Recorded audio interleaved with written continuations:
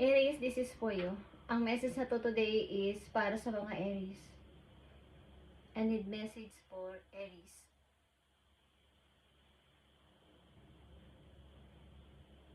Okay, guys.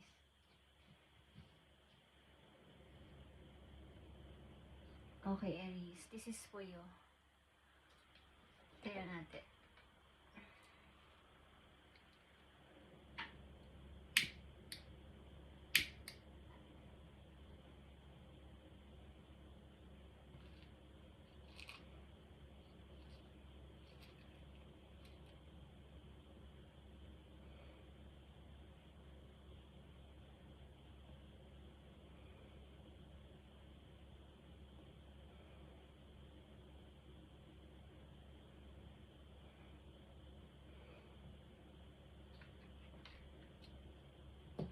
Okay, Aries, this is for you. A message today.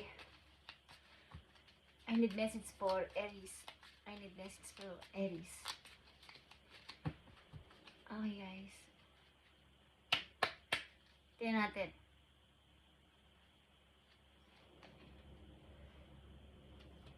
Nandito ang power, guys. Power.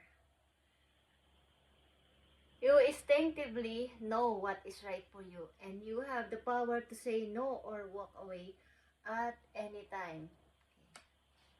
So may kakayanan ka magsabi ng no kapag ayaw mo, at yes kung gusto mo.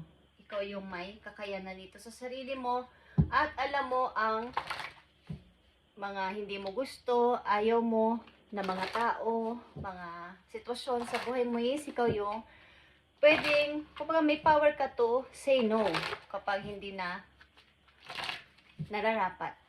Okay, guys? Alam mo yung nararapat para sa'yo at tama mga tao para sa'yo.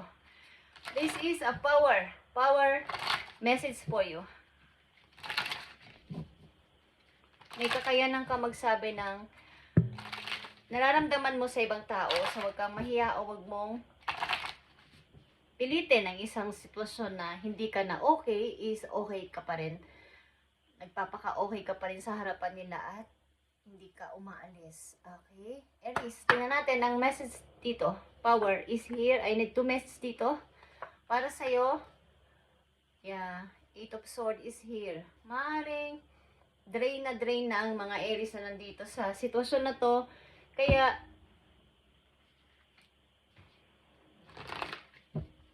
ganito ang message sa inyo.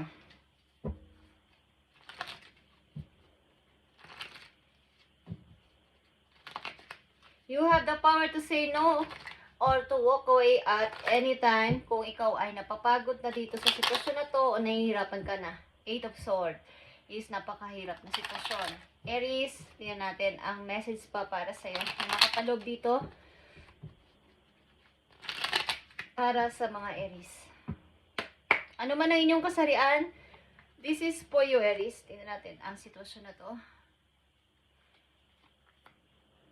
Ano man yung kasarian at edad is para to sa'yo. Kung para sa'yo. So, nakita nyo itong 2 of Swords. Talagang mahirap mag-decide o magsabi ng sino ang tama, sino ang mali. Okay, at nasa gitna kayo nito.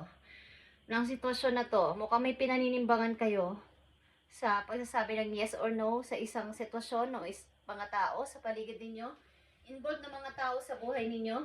Mukhang kayo ay nahihirapang magsabi ng totoo, baka may masaktan, baka may magalit, at baka may ayawan kayo is, andito yung 8 of Swords and 2 of Swords.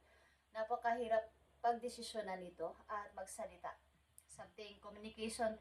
Dito is, may involved na communication at pag-decide, pagtingin sa katotohanan, guys, Aries.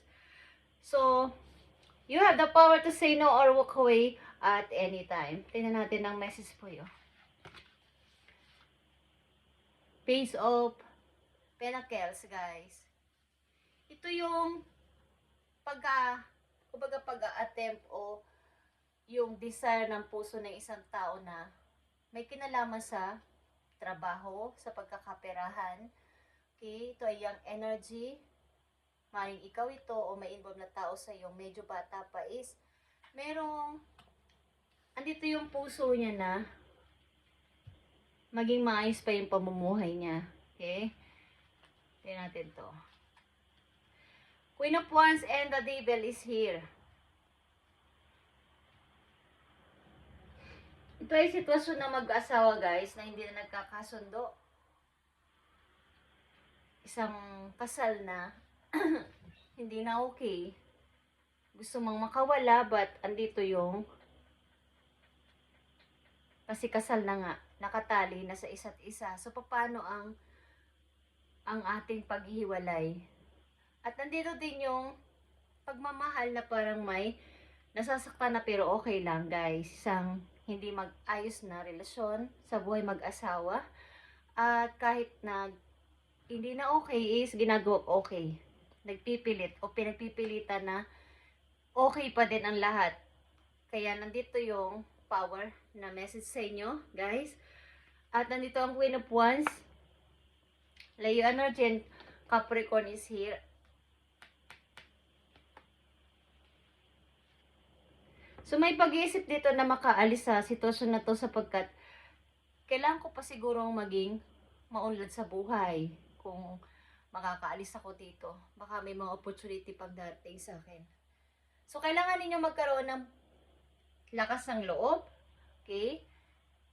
Katulad ng Queen of Wands. Magkaroon ng strong na pananalig sa inyong sarili. Paniniwala sa inyong sarili na kaya nyo to. Kaya nyo tong takasan o kaya nyo itong alisan na sitwasyon na to. Hindi man to totally maging legal na hiwalay na is kailangan nyo umalis sa sitwasyon na ganito na ang hindi na maayos. Okay? Wala nang kaayusan ang buhay sa loob ng bahay. Okay guys.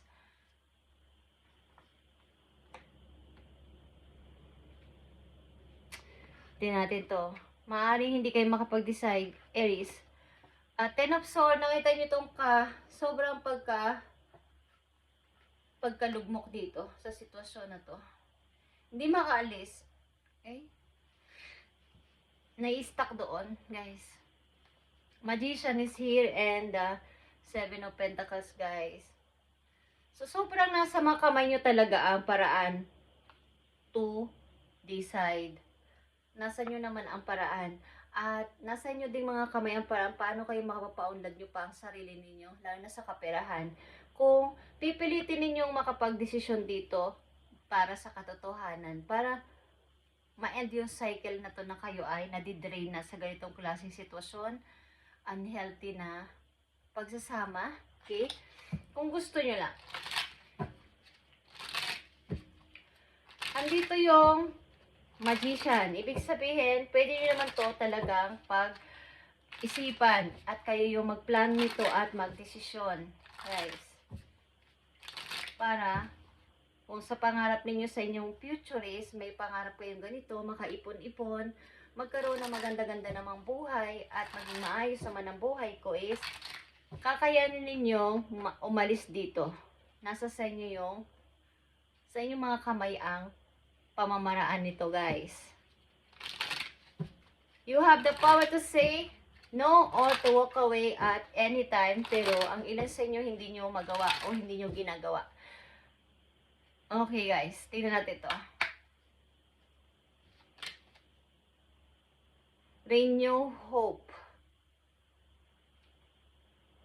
So, nagbabadya dito ang new love, guys. Aries, para itong pagre-renew na mayroong bang bagong pag-asa after nito, after ng ganitong klaseng pagsasama. Ito man ay kasal na kayo o kayo ay kinakasama nyo pa lang to at hindi na talaga pwede. Parang unhealthy. Mukhang may nag-a-appear sa inyong bagong tao, guys. Bagong person na magmamahal at mamahalin nyo. At ito ay renew sa bagong pag-asa ninyo.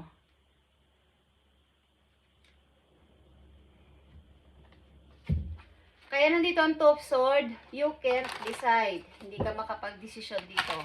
Sapagkat, paano bang gagawin ko? Baka may masaktan. Maaari lang sa inyo pinagpipilian na to. Two person, dalang person sa puso ninyo. Tingnan natin to, Aries. Nahihirapan na kayo sa sitwasyon na to pero hindi nyo pa rin masabing no, hindi ko na kaya. Ayaw ko na. At gusto ko nang mag-walk away dito. Anytime naman is pwede, kaya lang meron kayong concern sa anumang bagay. Bakit hindi nyo maiwan ang sitwasyon na yon? At maaaring nandun yung pag-asa na baka may magbago pa. Baka may mangyari pang himala. Okay. So, meron namang bagong tao dito sa buhay ninyo. Tingnan natin to, Aries. Message pa for Aries. Nandito ang raindrops, guys. Take a chance on them. So, meron talagang pagbibigay ng chance. Ano man ito is maring mayroong kayong pinaghahawakan na mayroon pa sigurong pagbabago. May chance pa na may mabago. O may mabago pa dito sa sitwasyon ko. Sa sitwasyon namin is maring umaasa pa kayo na mayroong darating na pagbabago ang tao na to o ang inyong relasyon. So, may konti pa sigurong paghihintay. Kaya, hindi kayo makapag-decide kahit ang dami ng pinagtitiisan ng mga Aries na nandito is mayroong paghihintay at parang kailan ko kaya to sasabihin? Kailan ko kaya to pagdidesisyonan? Andito na yung tipong sasabihin nyo na pero dumarating yung time na may konti namang nangyayaring bago. So, nauudot ang inyong pagpapasya. Guys, tingnan natin to, guys. Aries. So, divine timing is here, guys. Be patient while things are unfolding. This connection is worth the wait. Okay.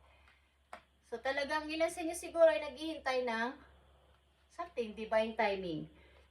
Nagpapasensya pa na kailangan ito ay, kumbaga, may pagbabago pa siguro mangyayari sa relasyon namin. Kaya ayaw ko pang bumitiw. Okay, ayaw ko pang bumitiw kahit na may bagong taong parang dumarating sa buhay ninyo is ayaw nyo talagang mag-desisyon kung sino sa kanila. Okay guys, Aries, tingnan natin ang payo sa inyo, Aries. So may pagtitiis dito ang ilang Aries na nandito sa relasyon na to kahit ito ay unhealthy na, may pagtitiis na nangyayari. Sapagkat siguro ang inyong partner ay kahit papaano gumagawa naman ng mga nakakatuwa para sa inyo. At hindi naman lahat ay masama. Okay, so mayroon talagang pagdadalawang isip. But anytime naman pwede kang magdesisyon talaga sa sarili mo. Kaya lang mayroon kang hinihintay na something parang alam niyo yung nasa percent pa lang kayo ng mga nasa 60% o 70%. May 30% pang natitira para sa pasensya. Okay. Tingnan natin, Aries. Payo sa inyo. Andito ang loyalty, guys. You may feeling like those around you let you down or are not doing their fair share of work. This comes a reminder that loyalty exists and you must not settle for anything less. You deserve better than mixed signal. So, ang ilan sa inyo kahit sa trabaho man yan o sa relasyon ay napaka-loyal sa inyong partner o loyal kayo sa inyong trabaho. So, kahit nakikita nyo ang paligid o ang mga tao sa paligid nyo na hindi naman fair sa mga ginagawa, hindi patas sa pagtatrabaho, hindi patas sa mga sinasabi, kahit sa pamilya nyo o sa inyong katrabaho, sa asawa nyo man yan o sa kasintahan, nandito yung inyong loyalty. Okay? Na, kumbaga, nandito yung pasensya. Mapagpasensya ang mga Aries na nandito. At, may dedikasyon sa trabaho, sa pamilya. Okay. So, kaya nga nandito yung pamimili, guys. Two of Swords at Power. Na nasa yung mga kamay ang pag talagang kayang-kaya mo, is kaya mo naman kung gugustuhin mo. Kaya lang, andito yung inyong sasa gitna kayo ng two situation na napakahirap pagdesisyonan this time. But you deserve better than mixed signals, guys. Okay? Tingnan natin ang pinaka importanteng message for you sa mga darating na araw, linggo, buwan para sa inyo. Guys, isang message dito na mahalaga for Aries sa mga darating na araw sa kanila. Linggo man yan o buwan is mahalagang message for Aries. I need message for Aries. Mahalagang mahalaga ito. Thank you. Page of Wands, guys. Okay. So, maaaring lang sa inyo ay nag-iisip dito na magkaroon pa ng mga iba pang pagkakakitaan, mapapaglibangan ng mapagkakakitaan pa. Something 2 or more jobs is gusto nyo pa na magkaroon para sa inyong pera o sa inyong career. At maaring may mga need kayo na may kinalaman to sa passion ninyo, sa inyong mga natutunan, sa inyong mga skills, sa inyong kaalaman, is meron kayong gusto pang malaman. Okay? Maaring sa mga susunod na araw, linggo, o buwan, o maaaring bukas na is may mag-a-appear sa inyong landas na ano bang gusto mo mangyari o may gagawin ba tayo na nakaka-excite. Okay? Merong mga mag-a-appear na ganito sa inyong buhay, maaaring galing sa isang kaibigan o sa mga kakilala ninyo na may kinalaman to sa pagkakakitaan, Aries, okay? At dadagdag ang inyong mga ipon o ang inyong kita. Okay, bukod sa inyong trabaho pa is meron pang isa o dalawa na gusto nyo pang gawin sa buhay. Okay, guys? At, yeah. Maaaring may mga gusto pa kayong alamin, bukod sa inyong hilig sa ngayon, mga ginagawa sa buhay, may gusto pa kayong malaman talaga. At hindi ito mangyayari kung nakakulong kayo sa ganitong sitwasyon na nagpapadelay ng inyong pag-unlad sa buhay. Sapagkat, andito guys, ang The Magician and the Seven of Pentacles. May pag-asa o potential talaga kayong makaipon ng money papunta sa inyong future. Okay, hanggang sa inyong pagre-retiro. Kaya lang, may mga nauudlot dahil sa sitwasyon na inyong pinanilimbangan sa kasalukuyan. Hindi makapag-decide at hindi makapagsabi ng no, yes or no sa taong involved sa buhay ninyo. Thank you, Aries, and God bless. Kung kayo may kilalang Gemini, happy birthday, guys.